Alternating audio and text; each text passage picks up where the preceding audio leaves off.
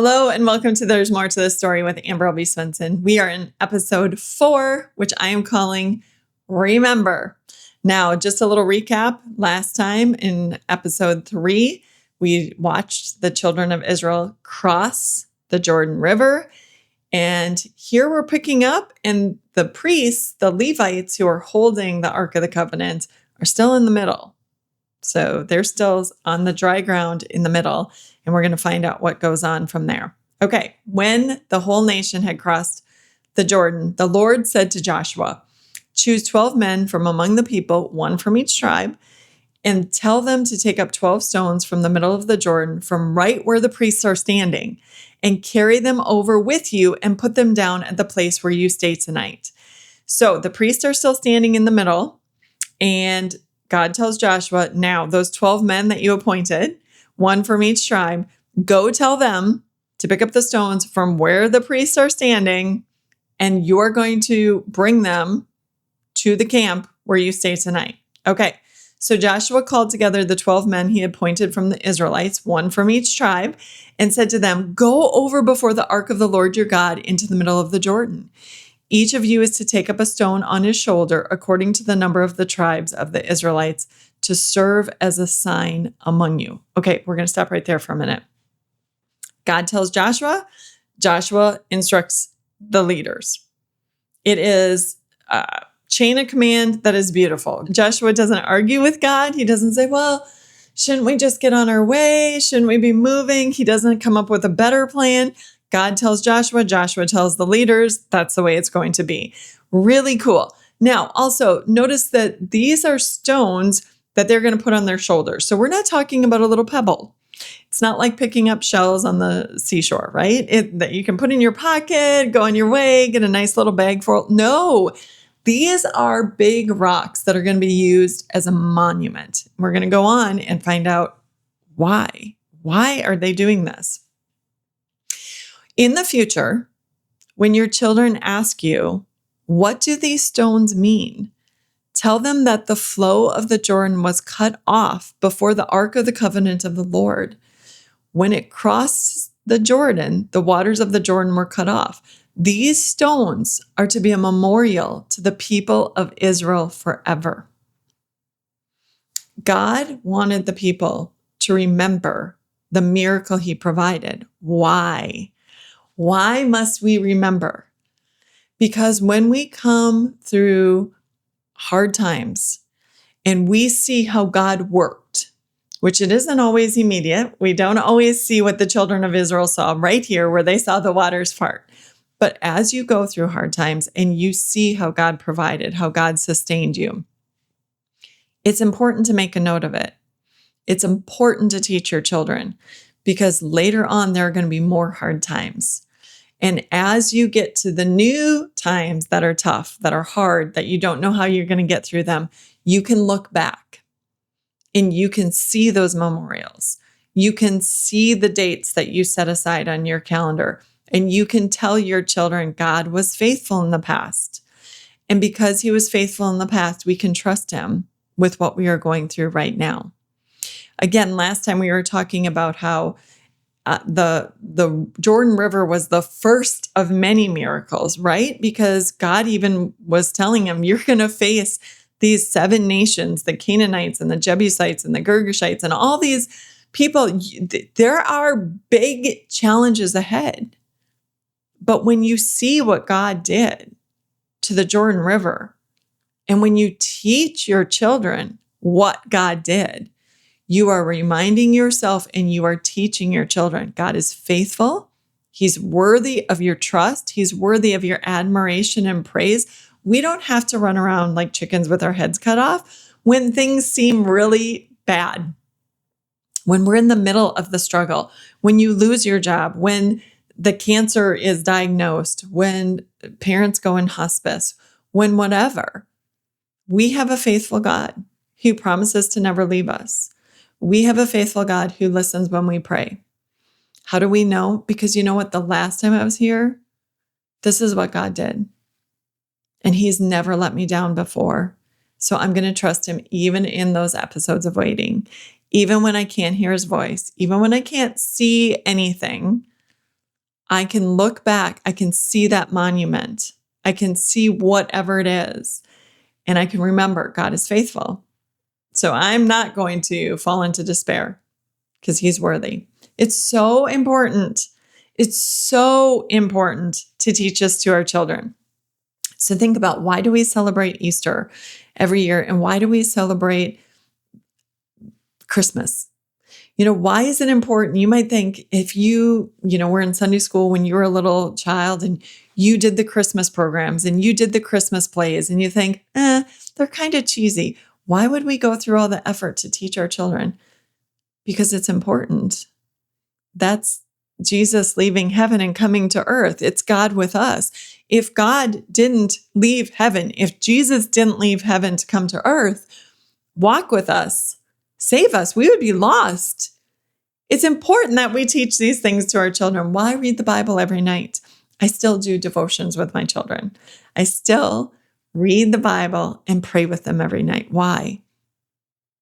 Because God is worthy of our time, because we need to learn the Bible. I don't care how much time I spend in the Bible, I still need to be reading it all the time. Last night we were in 1 Corinthians, I think 15, and we were reading and I was like, man, it's been a while since I've read this. It was so good to read. It was all about, our physical bodies had to be planted in the ground and to be raised up spiritual. And my husband's mother just died not long ago. And so for us, it was such a good reminder that, it's okay. Death is part of life, and it's the physical death, but not the spiritual death. We're going to be raised different, and it's new. And so anyway, the point is, why do we do these things? Because we are aligning ourselves with God. We are learning the ways of God. It's for our whole life. Bible study isn't just for, when you are in kindergarten through 8th grade, and then you pretty much know enough to answer the right questions, so you're good to go. No, oh my goodness, no. I'm so grateful for the privilege to pray with my children every night, to know what's on their heart, to teach them to go to the Lord with all that they're facing. Okay, going on. So the Israelites did as Joshua commanded them. All I want to point out is that when Moses was leading the people, it was such a different story all the time. They were grumbling, complaining. There was always an issue. This wasn't right. That wasn't right. Whatever. Joshua comes in and man, we have got a new crowd. The old grumblers are dead. They're buried in the desert. And this new generation is all in, totally locked in. You tell us, Joshua, and we're going for it. The attitude has flipped. And all of that is to say, our brain will go down whatever path it is used to going down. So if we are people who are grateful, it's going to find reasons to be thankful. And if we're grumblers, man, our brain is just going to go on overdrive looking for all the things that aren't right. And this people, as you go through this and you read this, you see these people were obedient, kind, they were giving praise, they were all in, which is such an amazing thing to see. They took 12 stones from the middle of the Jordan, according to the number of the tribes of the Israelites, as the Lord had told Joshua. And they carried them over with them to their camp, where they put them down. Now, verse 9 shows us something different. So that's what the 12 men who were designated and appointed to take the stones and go make a monument in the camp. Now, Joshua does his own thing in addition to what those men had done. Joshua set up 12 stones that had been in the middle of the Jordan at the spot where the priests who carried the Ark of the Covenant had stood, and they are there to this day.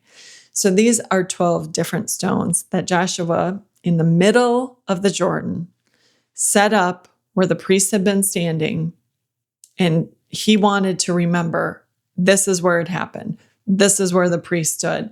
This is where God parted the waters. Now, the priests who carried the ark remained standing in the middle of the Jordan until everything the Lord had commanded Joshua was done by the people, just as Moses had directed Joshua.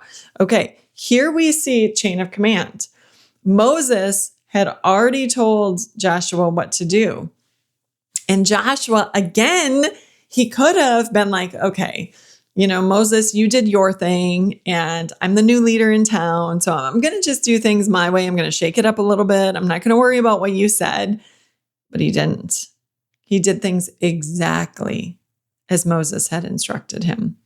And the leadership is just flawless from one to the next.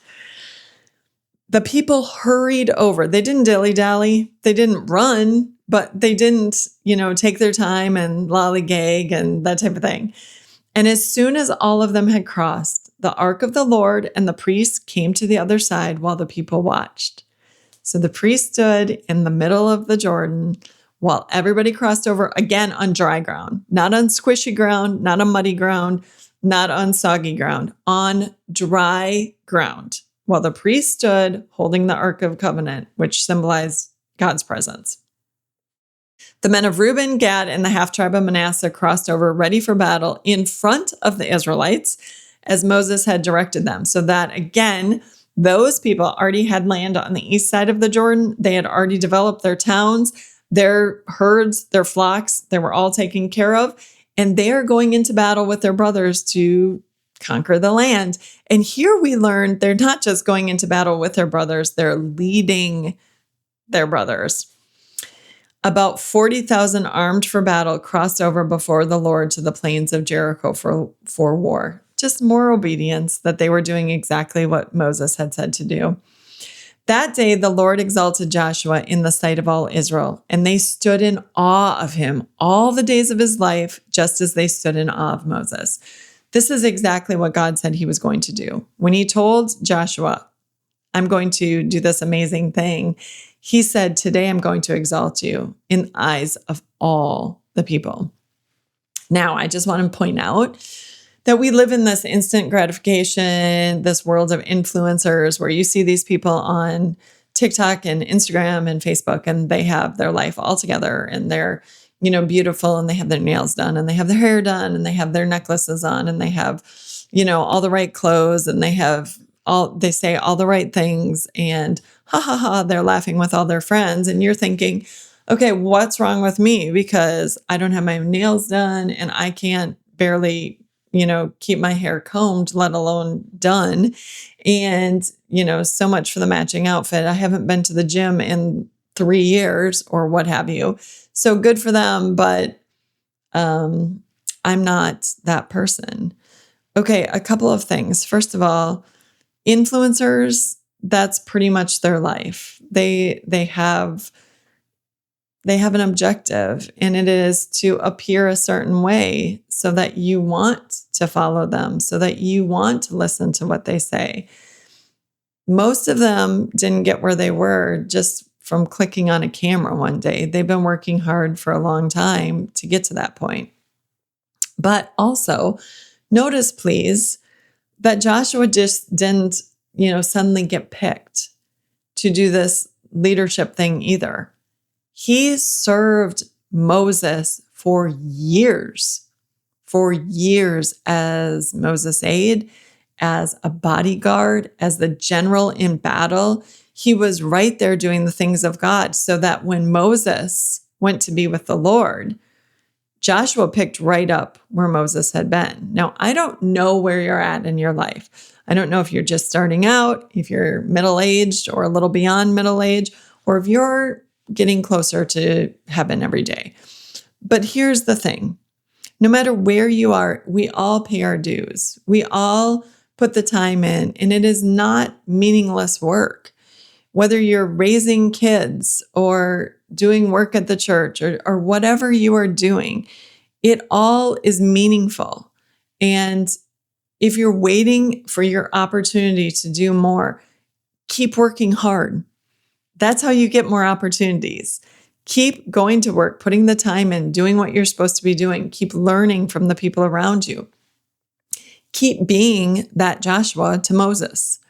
Keep being a right-hand man to somebody else and helping them out. And then when your time comes, your time will be there. It's just so often, and I think we have to be super careful with influencers too. I've seen some young people who seem to have amazing faith. And I also get a little concerned because these same people, a lot of them have not been married yet, or they're just starting to get married. They're just starting to raise their kids. And a lot of people are looking up to them. And there's a lot of trial and error as you get through marriage, as you raise kids. And not all of it is camera ready. Not all of it is, something you really want to show the whole world. I'm sure they'll work it out as they go along, but I'm just saying, be thankful that you're not in front of people on a camera. And I think most of us need to just thank the good Lord that we're not influencers.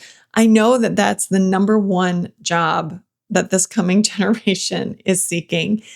And I think that's craziness. I just think, man, serve the Lord right where you're at without needing a camera in your face.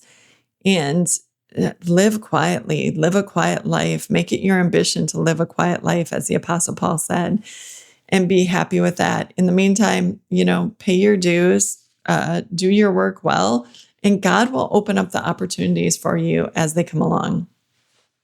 All right, going on, verse 15. Then the Lord said to Joshua, command the priests carrying the Ark of the Covenant to come up out of the Jordan. So finally, after everything has been done, the people have all crossed. They've all got their stones. Joshua set up their monument. God says, okay, Joshua, tell the priests to come forward. So Joshua commanded the priests, come up out of the Jordan. And the priests came up out of the river carrying the Ark of the Covenant of the Lord. No sooner had they set their feet on dry ground, then the waters of the Jordan returned to their place and ran at flood stage as before. That's how you know it's a miracle. It was not some coincidence. It was not, something other than God. It was 100% all God. It was a miracle. As soon as they stepped into the Jordan, the waters receded. As soon as they stepped out of it, the waters came back. End of story. It was God. On the 10th day of the first month, the people went up from the Jordan and camped at Gilgal on the eastern border of Jericho. And Joshua set up at Gilgal the 12 stones they had taken out of the Jordan. So these are the 12 stones that came from one man from each tribe. He said to the Israelites, in the future, when your descendants ask their parents, what do these stones mean? Tell them, Israel crossed the Jordan on dry ground. For the Lord your God dried up the Jordan before you until you had crossed over. The Lord your God did to the Jordan what he had done to the Red Sea when he dried it up before us until we had crossed over. He did this so that all the peoples of the earth might know that the hand of the Lord is powerful, and so you might always fear the Lord your God. We are to look at the memorials. We are to remember what God has done. If we don't pass these things on, the next generation will not know them. And as you finish reading the book of Joshua and go into the book of Judges, you see this is exactly what happened. People did not take this seriously. They did not continue to teach the things of God. And it turned out to be quite chaotic. And they were led astray, and they were enslaved, and it was craziness. And so it is important that we remember, that we choose our monuments, that we make sure that our children know the ways that God has stepped in miraculously in our lives time and again. And then we are reminding them when they come into their seasons of hard things to pray. My mother was such a prayer warrior, and she was always saying, pray, pray. Amber, you've got to pray. Sometimes she would even call me and she'd say, Amber, we have to pray right now. And she would pray over the phone, and then I would pray. But her advice was always the same. Pray. We've got to pray. Why do we pray? Because we've prayed in the past and God has answered our prayers. We know we can't do this on our own, so we are going to the one who can do what we cannot, just like that Jordan River. Okay. Here are the questions for you to consider. What are the monuments you need to set up? What are the dates, the times, the symbols that you need to not only remember yourself, but remind the future generations? So important. There are different things in my life that are going on in your life. God has worked in different ways in my life than he's worked on in your life. So find those dates, work them out with your family. Find a way to remember what God has done and when and why and what it meant to you guys. So especially as you're starting off as a young couple or as young people, don't neglect to make a memorial in some way. Is this your season of paying your dues? And if so, how are you doing that? How are you getting involved? How are you coming alongside of someone who's further down the road? Or is this your season of succession? Is this the time that you need to hand over what you've been doing to another generation? How are you going to do that? What's it going to look like? Are you training somebody in? Is it going to be such a thing that you train them in for a season and then it's just a flawless transition? Or is it going to be a sudden, boom, I'm done. And now you can do it your way, however you want to do it. Those are good questions to ask. I was just at a retreat last weekend, and it was so, so lovely. The woman who brought me there was in her 70s, still working hard. She is on fire for the Lord. And it was so good to see the younger women and the older women and all together doing ministry, and the older women really breathing into the younger women who are, at a much busier time in their life right now, raising kids. But the older women were not just standing back like, well, been there, done that. They were getting, their sleeves rolled up and digging in and helping and being involved. And it was such a beautiful picture of multi-generational ministry. It was just so beautiful to show the next generation how to do these things. How do you get through these seasons? And we're not just going to stand on the sidelines and gawk. No, we're getting in the trenches with you. We're all in this together. If you are breathing, you have work to do. And you know what? It's not about looking at what that person is doing and wanting their job. That's not how God works. We each have our lane. We each have our race. And he's given us all different spiritual gifts. And while you may want more than anything, the time with your grandchildren, like that person has with her grandchildren, for whatever reason, if you're not there right now, don't mourn it. I mean, you can grieve and you can pray, but don't sit on the sidelines doing nothing because you're not able to do what you want to do. What can you do? Who can you breathe into? What ministry can you help with? Look, if you know something's going on at church and you ask, how can I help? And they're like, oh, I don't really know. Just show up. I guarantee you, a half an hour before an event, I've done many events. I continue to do events. You show up, I will put you to work. I might not have a job 2 days before. I might think I have it covered. The day of, guaranteed, I will put you to work. I will have things for you to do. Show up. And if you do show up and it seems like everything's all under control, pray. Pray for the hearts and the minds of the people who are coming, whether it's a Bible study or whatever you're doing at church or whatever you're putting on. Pray. Pray for open hearts. Pray that God blesses the work of your hands. There are always things to do. What are you doing to make sure that the next generation stays involved? This can be really difficult. It is really important that those of us who are older, that have raised their kids, who are launching kids now, we don't want to move away from the church and just hope that our children someday get there. How can you get involved? I've known many women. I was Sunday school superintendent for 12 years. I've known many women who they taught Sunday school while their children were in Sunday school, and then they took some years off and they were doing other ministry. But when their grandkids got into Sunday school, they were right there and they were teaching Sunday school again. How cool is that? Maybe you're bringing your kids to VBS, or maybe you're bringing your grandkids to VBS, or maybe you're teaching VBS so that the moms can have a little break. VBS, by the way, is Vacation Bible School if you don't have it at your church. But what can you do to support the next generation, to make sure that they also are being encouraged by the promises of God?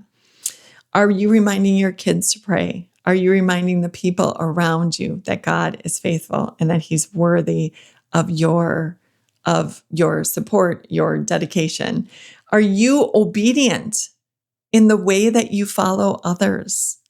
Are you passing on a spirit of rebellion? Are you teaching your children to question authority, to constantly complain about authority? Or are you saying, hey, you know what? I don't always see eye to eye with this pastor or this leader, but I pray for them all the time. I know God's going to work something out. So I'm not going to worry about it and I'm not going to complain about them. Or, I maybe don't like what he said or how he said it, but you know what? I'm praying for them and I'm praying that God blesses us through them. It is what it is. There's a difference between grumbling about your leaders and supporting them and teaching the people around you to do the same. So today's blessing, may you be vigilant in reminding the next generation of the goodness of God. May you see that goodness. May gratitude always be on your lips. May you be looking for opportunities to serve God in His kingdom and to enlist the help of a younger generation. See you next time.